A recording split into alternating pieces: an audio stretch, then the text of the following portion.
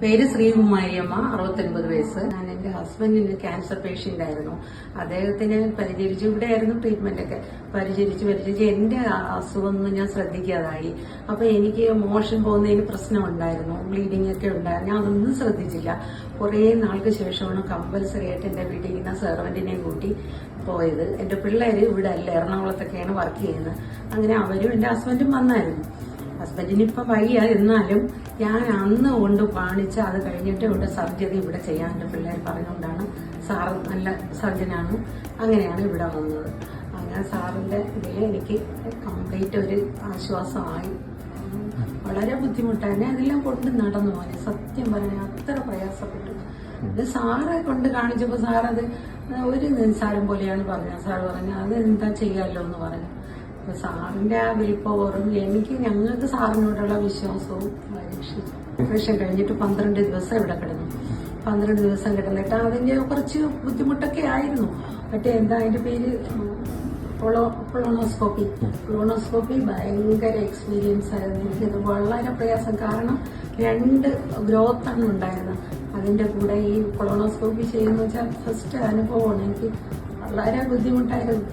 അപ്പം അവിടെയാണ് ചെയ്തത്. അതിന്റെ റിസൾട്ടും കൊണ്ട് കാണിച്ച് സാറ് ചെയ്തു. പിന്നെ എനിക്ക് 12 ദിവസം കഴിഞ്ഞിട്ട് വീട്ടിൽ പോയിട്ട് കുറെ റെസ്റ്റൊക്കെ എടുത്തല്ലാതെ വലിയ ബുദ്ധിമുട്ടൊന്നുമില്ല. പിന്നെ കീമോ എടുത്തിട്ട് ഒരു 3-4 ആയപ്പോൾ എനിക്ക് വലിയൊരു പ്രശ്നമായിരുന്നു. കാരണം ഛർദിലിനുള്ള മരുന്നൊന്നും കഴിക്കാതെയൊക്കെ ഇരിക്കുകയായിരുന്നു. പിന്നെ വന്നു 2 ദിവസം ഇവിടെ അഡ്മിറ്റായി. അത് ശരിയായി. അത് കഴിഞ്ഞ് ഇന്ന് ഓങ്കോളജിസ്റ്റിനെയും കാണണം. ായിട്ടുള്ള അനുഭവം എന്ന് പറഞ്ഞാൽ എനിക്ക് പറഞ്ഞറിയിക്കാൻ വയ്യാൻ പോലെ അങ്ങനത്തെ ഒരു മനുഷ്യനാണ് ആ മനുഷ്യൻ. സത്യം പറയുന്നത് എല്ലാവർക്കും ഒരു ഭയങ്കര ഒരു ദൈവത്തിന്റെ കരസ്പർശം എന്ന് പറയുന്നില്ലേ, അതാണ് സാർ. സാറിന്റെ ട്രീറ്റ്മെന്റ് ഒക്കെ നല്ല സക്സസ്ഫുൾ ആയിരുന്നു. അതാണ് എനിക്ക് എന്നെ രക്ഷപ്പെടുത്തിയതെന്ന് ഞാൻ വിചാരിക്കുന്നതെല്ലാം സത്യമാണ്. അങ്ങനെ പിന്നെ അതിനുശേഷമുള്ളത് ഓങ്കോളജിസ്റ്റിനെ കാണിച്ചു. ആ ഡോക്ടറെ അറിയാവുന്ന ഡോക്ടറാണ്. അപ്പൊ അതിന്റെ ട്രീറ്റ്മെന്റ് 8 കീമോ എടുത്തു. പിന്നെ അത് കഴിഞ്ഞിട്ട് 2 മാസം കഴിഞ്ഞ് വരാൻ പറഞ്ഞാൽ ഇന്ന് വന്നു. സാറിന്റെ സർജറി കൊണ്ട് എനിക്ക് പുനർജന്മം കിട്ടിയ പോലാണ്. അത്ര ഇതാണ്. ദൈവത്തിന് നന്ദി. അമ്മയ്ക്കൊരു വൻകുടലില് മലാശയത്തിന് മേലിലായിട്ടൊരു ഭാഗത്തായിരുന്നു ക്യാൻസറിന്റെ ഗ്രോത്ത് കണ്ടത്. അത് മറ്റൊരു ഹോസ്പിറ്റലിൽ കൊളോണോസ്കോപ്പി ചെയ്തിട്ട് കണ്ടുപിടിക്കുകയായിരുന്നു. അപ്പോൾ നമ്മളെ കാണുമ്പോൾ ഏകദേശം ഒരു ലോക്കൽ ഇൻഫിൽട്രേഷൻ, അതായത് ആ ഭാഗത്ത് മാത്രം കുറച്ചൊന്ന് വ്യാപിച്ചതായിട്ട് കാണുകയും അത് നമ്മൾ കീഹോൾ സർജറിയിലൂടെ നീക്കം ചെയ്യുകയും ചെയ്തു. ഇപ്പോൾ കീഹോൾ സർജറികൾ നീക്കം ചെയ്യുകയെന്ന് പറഞ്ഞാൽ ക്യാൻസറിൻ്റെ ഒരു 5 സെൻറ്റിമീറ്റർ താഴെയായിട്ടും ഒരു 20 സെൻറ്റിമീറ്റർ മുകളിലായിട്ടും അത്രയും ഭാഗത്തെ വൻകുടൽ നീക്കം ചെയ്യണം. അപ്പോൾ നീക്കം ചെയ്യുമ്പോൾ അതിനോട് സപ്ലൈ ചെയ്യുന്ന രക്തക്കുഴലുകളും രക്തക്കുഴലോട് അനുബന്ധിച്ച് കിടക്കുന്ന കഴലകളും ലിംഫ് നോഡ്സ് നമ്മുടെ ഭാഷയിൽ പറയും, നീക്കം ചെയ്യേണ്ടതുണ്ട്. അപ്പോൾ അത് നീക്കം ചെയ്തിട്ട് ഈ തമ്മിൽ കൂട്ടി യോജിപ്പിക്കണം. അതൊരു സ്റ്റേപ്ലർ എന്ന് പറയുന്ന ഒരു മെഷീൻ വെച്ചിട്ടാണ് കൂട്ടി യോജിപ്പിക്കുന്നത്. കൈകൊണ്ടും കൂട്ടി യോജിപ്പിക്കും, പക്ഷേ സ്റ്റേപ്ലറാണ് കുറച്ചുകൂടെ സേഫ്.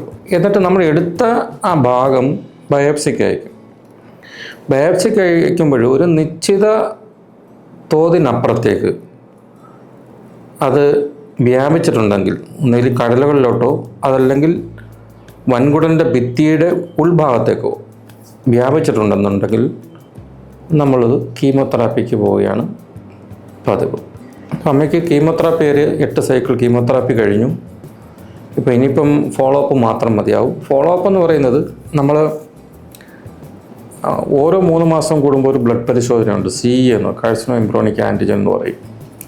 അതുകൂടാതെ 6 മാസം കൂടുമ്പോൾ ഒരു അൾട്രാസൗണ്ട് സ്കാൻ ചെയ്യണം. പിന്നീട് ആദ്യത്തെ 3 വർഷം ഓരോ വർഷവും ഒരു കൊളോണോസ്കോപ്പി നിർബന്ധമാണ്.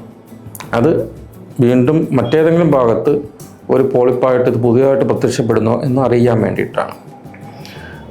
ആ 3 വർഷത്തിന് ശേഷം പിന്നെ ഓരോ 3 വർഷവും ജീവിതകാലം മുഴുവൻ ചെയ്തുകൊണ്ടിരിക്കുന്നതാണ് നല്ലത്.